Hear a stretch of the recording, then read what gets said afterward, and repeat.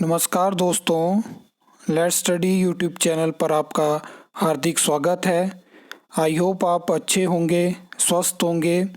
इस वीडियो में हम हिमाचल प्रदेश राज्य चयन आयोग हमीरपुर से जुड़ी एक लेटेस्ट न्यूज़ के बारे में बात करने वाले हैं। 2 दिन पहले आपने एक न्यूज़ देखी थी जहां पे बात हुई थी कि हिमाचल प्रदेश राज्य चयन आयोग हमीरपुर को रिक्रूटमेंट एजेंसी मिल चुकी है और आज हमें खबर देखने को मिलती है कि हिमाचल सरकार ने एक फैसला लिया है कि जो हिमाचल प्रदेश राज्य चयन आयोग है वहाँ पे 5000 सीटिंग कैपेसिटी वाला एक एग्जामिनेशन सेंटर बनेगा और ये जो है मतलब इसके लिए जो है वो 37 करोड़ रुपए जो है वो सरकार मंजूर कर चुकी है और जल्दी इसकी जो टेंडरिंग है वो शुरू हो जाएगी और फिर उसके बाद आपको पता है कि जो है वो कंस्ट्रक्शन होती है। लेकिन एक्चुअल क्या चीज़ें हैं और किस तरह से पिछले 3 सालों में हमें चीज़ें देखने को मिली है उसके बारे में हम डिटेल में बात करेंगे।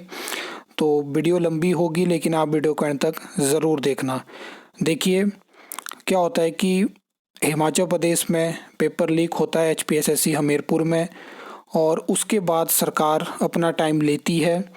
उम्मीद किसी को नहीं थी कि सरकार एकदम से जो है वो जो HPSSC हमीरपुर था उसको भंग कर देगी, लेकिन जो सरकार ने अपना टाइम लिया HPSSC हमीरपुर को सस्पेंड करने और उसके बाद ख़त्म करने के बीच में, तो वहाँ पे बिना विज़न के चीज़ों को एनालाइज नहीं किया गया कि क्या हम ऐसा इंफ्रास्ट्रक्चर हिमाचल प्रदेश में डेवलप कर पाएंगे जिससे CBT करवा पाना पॉसिबल है। क्योंकि अभी तक के अपने कार्यकाल में सरकार ने लगातार CBT एग्ज़ाम की बात करी और अब ये CBT एग्ज़ाम इनके लिए बहुत मुश्किल होता जा रहा है, लेकिन ये मानने को तैयार नहीं है। उसके बाद क्या होता है कि 2023 आपको याद होगा दीपक शानन कमेटी की रिकमेंडेशंस में ही निकाल दिया गया कि कमेटी अपनी रिपोर्ट देगी, उसके हिसाब से आयोग का गठन होगा। आप दीपक शानन कमेटी की रिपोर्ट देखिए, उसकी रिकमेंडेशन एक भी जो है वो राज्य चयन आयोग हमीरपुर में अप्लाई नहीं हुई। जिस तरह से HPSSC हमीरपुर के जो बिजनेस रूल्स थे उनको कॉपी किया गया और एक आयोग का गठन हो जाता है। एक ऐसा आयोग जिसने अभी तक सिर्फ एक एग्ज़ाम कंडक्ट करवाया है जो भी आउटसोर्स कंपनी के माध्यम से कंडक्ट हुआ है। अब यहाँ पे हम बात कर लेते हैं कि अभी जस्ट ये अपडेट था कि रिक्रूटिंग एजेंसी के रिगार्डिंग हमें खबर देखने को मिल चुकी है। क्योंकि अगर रिक्रूटिंग एजेंसी आयोग को मिल जाती है तो उसके बाद क्या है कि कम से कम जो वैकेंसी एडवर्टाइज हुई है उनके एग्ज़ाम हमें देखने को मिलेंगे और कुछ नई भर्तियां डायरेक्टरेट ऑफ रिक्रूटमेंट से आयोग के पास उनकी रिक्वेजिशन आएगी। लेकिन उसी बीच हमें ये खबर देखने को मिल जाती है। अब इस खबर को आप 2 तरह से देख सकते हो, या तो हिमाचल सरकार ने फ्यूचर के लिए ये चीज़ रखी है, लेकिन एक और चीज़ है कि मतलब क्या जो वर्तमान सरकार है उसने ऐसा सोचा है कि जो नेक्स्ट हिमाचल प्रदेश में सरकार आएगी, कौन सी पार्टी की सरकार बनेगी, क्या वो CBT के फेवर में होगी, वो किस तरह से एग्ज़ाम कंडक्ट करवाएगी, क्या वो OMR शीट पे एग्ज़ाम कंडक्ट करवाना चाहेगी। क्योंकि हिमाचल प्रदेश में हो गया सेंट्रल गवर्नमेंट के कुछ एग्ज़ाम हैं जो कि अभी भी OMR शीट पे होते हैं। तो ऐसा नहीं है कि CBT एग्ज़ाम करवाने से ही पेपर लीक जैसी या बहुत सारी और दिक्कतें सॉल्व हो सकती हैं। अब यहाँ पे जो सरकार जो है वो 37 करोड़ रुपए जो है सैंक्शन कर रही है, कंस्ट्रक्शन होगी और बचा हुआ 2 साल का जो कार्यकाल है वो उसमें निकाल सकती है। लेकिन अभी इन्होंने बात करी है कि जो एजेंसी होगी वो फ़िलहाल एग्ज़ाम कंडक्ट करवा सकती है। अब अभी की अगर हम बात करें तो आपने देखा होगा कि पहले तो एजेंसी के रिगार्डिंग सस्पेंस बना के रखा है। आज भी मैंने एक वीडियो आपके साथ जो फाइनेंशियल बिड है उसके बारे में जानकारी शेयर करी।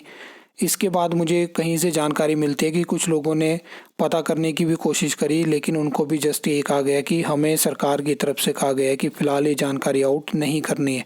तो यहाँ से मुझे लग रहा है कि कुछ ना कुछ चीज़ें बीच में हुई है जिसकी वजह से एजेंसी का नाम आउट नहीं किया जा रहा है। तो ये सब चीज़ें हैं। बाकी क्या इस इंफ्रास्ट्रक्चर पे सरकार इन्वेस्ट करके कुछ फ़ायदा होगा, क्या हम CBT एग्ज़ाम की तरफ जाएंगे, क्या हिमाचल प्रदेश में आपको सरकारी भर्तियां देखने को मिलेगी। क्योंकि एक तरफ से सरकारें आउटसोर्स नौकरी की तरफ जा रही हैं, पार्ट टाइम वर्कर की तरफ जा रही हैं, पैरा वर्कर की तरफ जा रही हैं, जिस भर्तियों में मित्र भर्तियां करवा रही है जहां पे आपको एग्ज़ाम देखने को नहीं मिलते हैं। तो जब आपने इस सिस्टम को सोच लिया है कि आगे हमें इसको फॉरवर्ड करना है, तो क्या हिमाचल प्रदेश में आयोग की ज़रूरत है? क्या आपको एक ऐसी बिल्डिंग की ज़रूरत पड़ेगी जहाँ पे आप 5,000 लोगों का CBT एग्ज़ाम कंडक्ट करवा सकते हो, जहाँ पे आप जियो IT की वैकेंसी को रोक सकते हैं, जहाँ पे आपने पटवारी भर्ती को पिछले कई सालों से रोका है। तो ये जो न्यूज़ होती हैं, ये एक जो पिछले 3 सालों में आपको टाइम पास देखने को मिला, वैसा ही ये टाइम पास चला है। बहुत सारी चीज़ें हैं जहाँ पे जॉब ट्रेनी पॉलिसी में सस्पेंस है, जहाँ पे रिक्रूटिंग एजेंसी को लेके सस्पेंस है, जहाँ पे हर एक पोस्ट को लेके सस्पेंस है कि कैबिनेट अप्रूवल के बाद क्या उनकी भर्ती होगी नहीं होगी।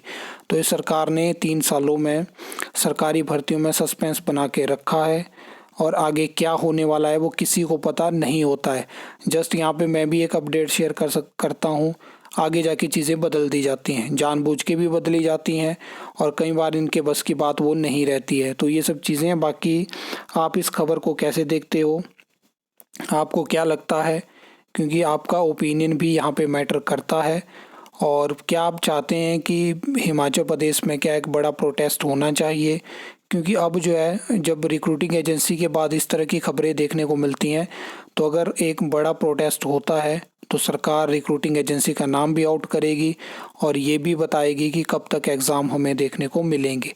अदरवाइज़ चीज़ें अब इनके हिसाब से होंगी और फिर आपको वेट करना पड़ेगा। तो आप बताना। और इसके रिगार्डिंग मैं चाहता हूँ कि ज़्यादा से ज़्यादा लोगों तक आप इस वीडियो को पहुँचाओ। आई होप आपको ये वीडियो अच्छी लगी होगी, इन्फॉर्मेटिव लगी होगी। तो वीडियो को लाइक कमेंट शेयर कर सकते हो, चैनल को सब्सक्राइब कर सकते हो फॉर द न्यू अपडेट्स के लिए।